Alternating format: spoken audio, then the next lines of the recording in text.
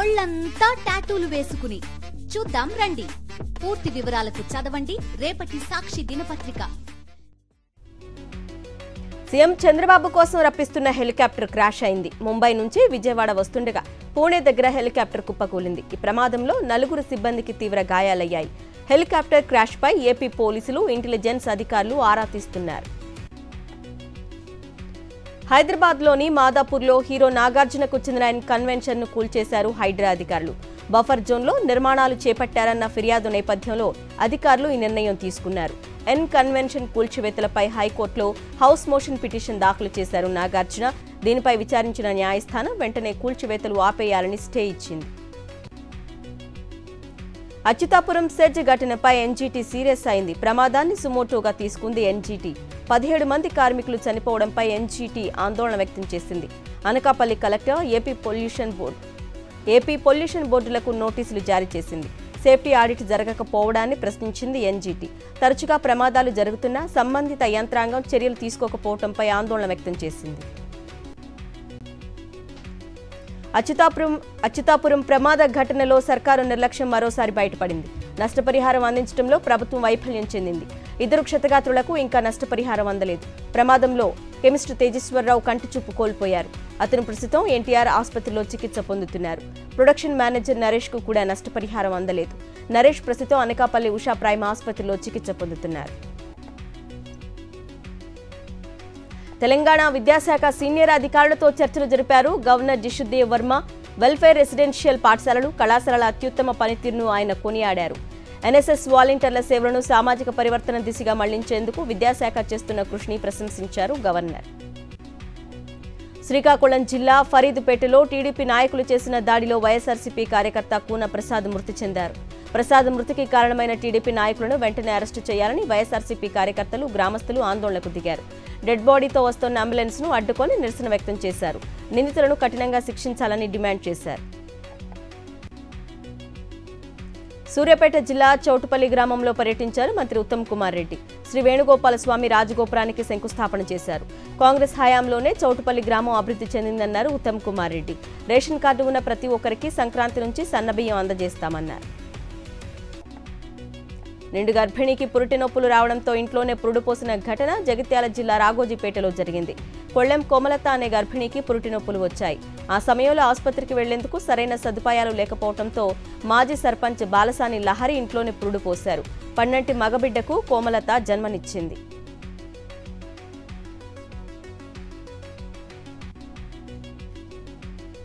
వారి ధాన్యానికి తగిన బియ్యం ఇవ్వకుండా డిఫాల్టర్గా మారిన రైస్ మిల్లులపై ఉక్కుపాదం ఊపుతున్నారు రెవెన్యూ అధికారులు. జిల్లా కలెక్టర్ ఆదేశాల మేరకు రైస్ మిల్లుల యజమానుల ఆస్తులను జప్తు చేస్తున్నారు. వనపర్తి జిల్లా నాటవెల్లిలోని వెంకటేశ్వర ట్రేడర్స్ యజమాని ఆస్తులను, జనంపల్లిలోని శివసాయి ఇండస్ట్రీస్ యజమాని ఆస్తులను జప్తు చేశారు రెవెన్యూ అధికారులు. నల్గొండ జిల్లా మిర్యాలగూడలోని అవంతిపురం గిరిజన గురుకుల పాఠశాలను ఆకస్మిక తనిఖీ చేశారు tribal welfare principal secretary Sharath. విద్యార్థులతో మాట్లాడి వారి సమస్యలను అడిగి తెలుసుకున్నారు. ఉపాధ్యాయుల అటెండెన్స్ రిజిస్టర్, డైనింగ్ హాల్ పరిసరాలను పరిశీలించి తీవ్ర అసహనం వ్యక్తం చేశారు. అనారోగ్యంతో ఇబ్బంది పడుతూ ఆసుపత్రిలో చేరిన జిట్టా బాలకృష్ణారెడ్డిని పరామర్శించారు మంత్రి కోమటిరెడ్డి వెంకటరెడ్డి. డాక్టర్లతో మాట్లాడి బాలకృష్ణారెడ్డి ఆరోగ్య పరిస్థితిని అడిగి తెలుసుకున్నారు. ఆయనకు మెరుగైన వైద్యం అందించాలని వైద్యులకు సూచించారు. అండగా ఉంటానని బాలకృష్ణారెడ్డి కుటుంబానికి భరోసా కల్పించారు. హన్మకొండ జిల్లా ఒంటిమామిడిపల్లి ప్రభుత్వ పాఠశాలలో ముందస్తు శ్రీకృష్ణ జన్మాష్టమి వేడుకలు ఘనంగా నిర్వహించారు. చిన్నారులు గోపికల వేషధారణలో కార్యక్రమంలో పాల్గొని అలరించారు. నృత్యాలు చేసి సందడి చేశారు. చిన్ని కృష్ణుని వేషధారణలో ఉట్టికొట్టి ఆకట్టుకున్నారు చిన్నారులు. తెలంగాణ ప్రభుత్వం త్వరలో తీసుకురాబోతోన్న నూతన రెవెన్యూ చట్టంపై మహబూబ్నగర్ జిల్లా కలెక్టరేట్లో అవగాహన సదస్సు నిర్వహించారు. 6వ ఆర్ చట్టంపై సామాన్య రైతులకు అవగాహన కల్పించేందుకు ఈ కార్యక్రమాన్ని ఏర్పాటు చేశారు. పలు రైతుల సంఘాల నేతలు ఈ కార్యక్రమానికి హాజరయ్యారు. నూతన రెవెన్యూ చట్టం ముసాయిదాపై రైతులు పలు సూచనలు చేశారు.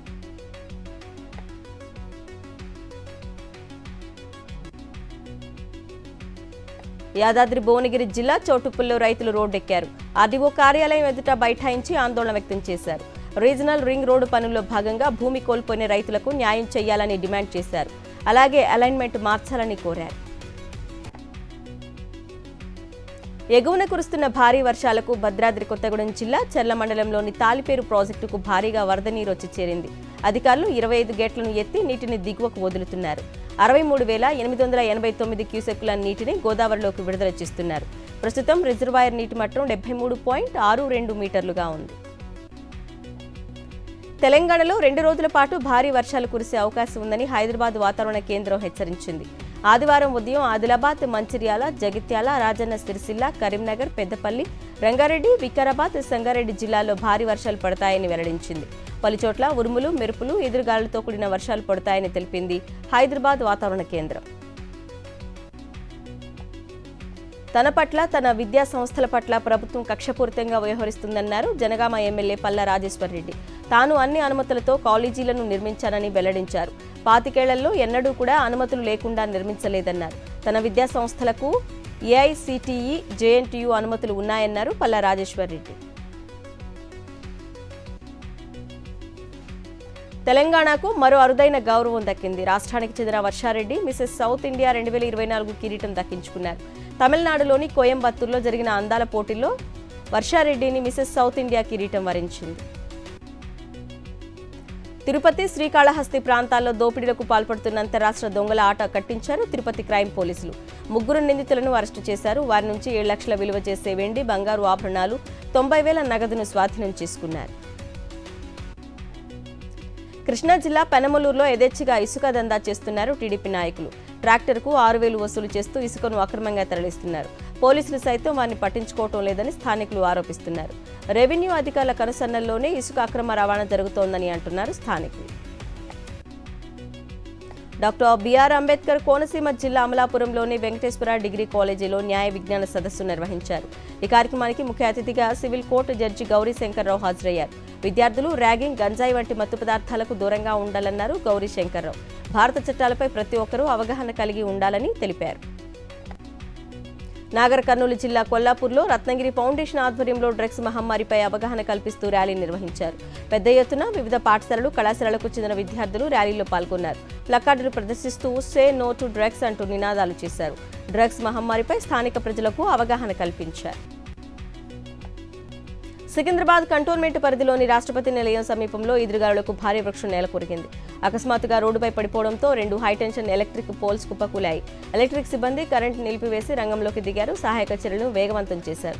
కిలోమీటర్ల మేర ట్రాఫిక్ జామ్ కావడంతో వాహనదారులు తీవ్ర ఇబ్బందులు పడ్డారు. శాస్త్రీయ నృత్యంలో అద్భుతమైన ప్రతిభను కనబరిచారు కాకినాడకు చెందిన చిన్నారులు. నృత్య నీరాజనం పేరుతో నిర్వహించిన కార్యక్రమంలో 1000 మంది నృత్య కళాకారులు పాల్గొన్నారు. కూచిపూడి, భరతనాట్యం, ఆంధ్రనాట్యం ప్రదర్శించి వీక్షకులను ఆకట్టుకున్నారు. చిన్నారుల నృత్యాలు చూసేందుకు పెద్ద ఎత్తున జనాలు తరలివచ్చారు. జీతాలు సరిగా ఇవ్వకపోవడంతో ప్రభుత్వ బడుల్లోని మిడ్ డే మీల్స్ వర్కర్లు, పారిశుద్ధ్య కార్మికులు గగ్గోలు పెడుతున్నారు. డాక్టర్ బిఆర్ అంబేద్కర్ కోనసీమ జిల్లా అమలాపురంలోని ప్రభుత్వ పాఠశాలలో పనిచేసే వర్కర్లకు 3 నెలలుగా జీతాలు, బిల్లులు రాకపోవడంతో ఇబ్బందులు పడుతున్నారు. కుటుంబ పోషణ కష్టమవుతుందని ఆవేదన వ్యక్తం చేస్తున్నారు. ఇప్పటికైనా జీతాలు చెల్లించాలని వర్కర్లు డిమాండ్ చేస్తున్నారు. తిరుపతి శేషాచలం అడవుల్లోకి అక్రమంగా చొరబడుతోన్న 10 మంది ఎర్రచందనం స్మగ్లర్లను అరెస్టు చేశారు రెడ్ శాండిల్ టాస్క్ ఫోర్స్ పోలీసులు. వారి వద్ద నుంచి 7 గొడ్డళ్లు, కారు, బైకు స్వాధీనం చేసుకున్నారు. వారంతా తమిళనాడులోని తిరువావన్నమలై జిల్లాకు చెందిన వారిగా పోలీసులు గుర్తించారు. పరారీలో ఉన్న మరికొంతమంది స్మగ్లర్ల కోసం పోలీసులు గాలిస్తున్నారు. తిరుపతిలో జూనియర్ డాక్టర్పై దాడి కలకలం రేపింది. తిరుమలకు వచ్చిన విజయనగరం జిల్లా బొబ్బులికి చెందిన బంగారాజు అనే వ్యక్తికి ఫిట్స్ రావడంతో తిరుమల అశ్విని హాస్పిటల్ నుంచి స్విమ్స్కు రిఫర్ చేశారు. స్విమ్స్ ఎమర్జెన్సీ వార్డులో చికిత్స చేస్తున్న తరుణంలో మతి స్థిమితో సరిగా లేని బంగారాజు డాక్టర్పై దాడి చేశాడు. దీంతో భయభ్రాంతులకు గురైన డాక్టర్లు తమకు రక్షణ కల్పించాలంటూ ఆందోళన చేపట్టారు. బాపట్ల జిల్లా సూర్యలంక కేంద్రీయ విద్యాలయంలో 20 మంది విద్యార్థులు అస్వస్థతకు గురయ్యారు. టీచర్ డెమో ఇచ్చిన తర్వాత విద్యార్థులు ప్రయోగశాలలో చేసిన పొరపాటుతో విషవాయువు ఉత్పత్తి అయింది.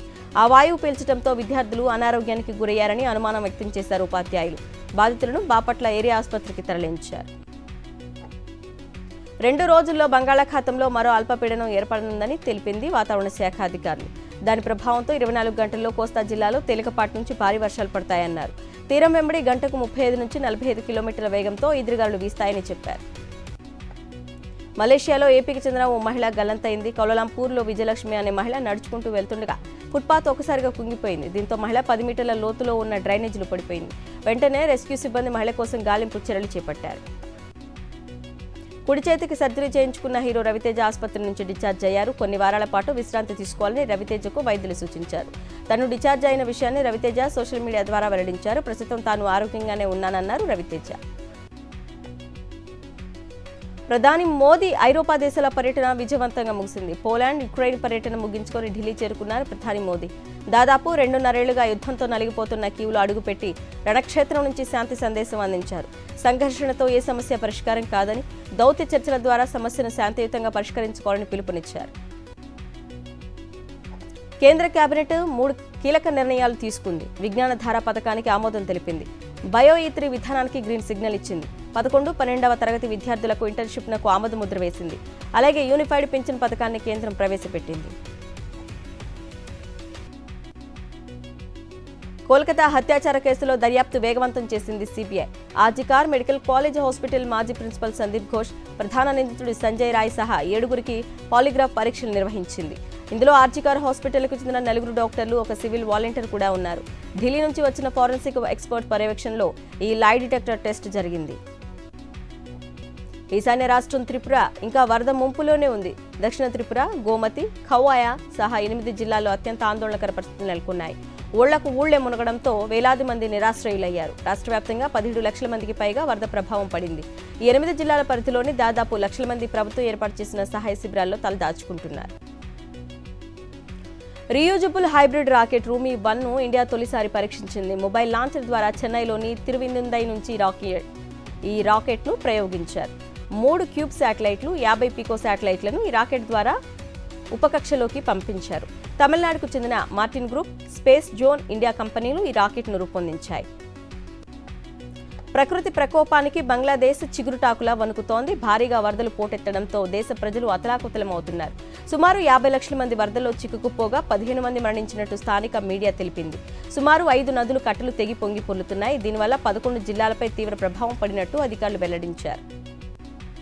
సిరియాలో జరిగిన దాడుల్లో అల్ ఖైదా అనుబంధ సంస్థ కీలక నేతను హతమార్చినట్టు అమెరికా మిలిటరీ వెల్లడించింది. అల్ ఖైదా కీలక నేత అబూ అబ్దుల్ రెహమాన్ను టార్గెట్ చేసి దాడి చేశామని, ఈ దాడుల్లో ఆయన మృతి చెందినట్లు America central command control post చేసింది. మృతుడు సిరియా నుంచి ఉగ్రవాద కార్యకలాపాలను పర్యవేక్షిస్తున్నారని వెల్లడించారు. అంతర్జాతీయ క్రికెట్కు గుడ్ బై చెప్పారు స్టార్ ప్లేయర్ శిఖర్ ధావన్. తన 14 ఏళ్ల కెరియర్కు ఫుల్ స్టాప్ పెట్టారు. సోషల్ మీడియా ద్వారా తన రిటైర్మెంట్ను ప్రకటించారు ధావన్.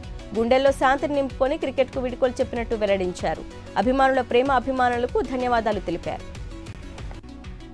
4 ఏళ్ల క్రితం ప్రసారమైన బాలీవుడ్ టీవీ షో గురించి స్టార్ క్రికెటర్ కేఎల్ రాహుల్ కీలక వ్యాఖ్యలు చేశారు. ఆ ఇంటర్వ్యూ తన జీవితం మారిపోయిందన్నారు. అయినా అప్పటి వివాదం తనను ఎంతగానో బాధ పెట్టిందని వెల్లడించారు. ట్రోలింగ్ను తాను పెద్దగా పట్టించుకోనని, కానీ కొన్నేళ్ల క్రితం తనపై విపరీతమైన విమర్శలు వచ్చాయన్నారు కేఎల్ రాహుల్.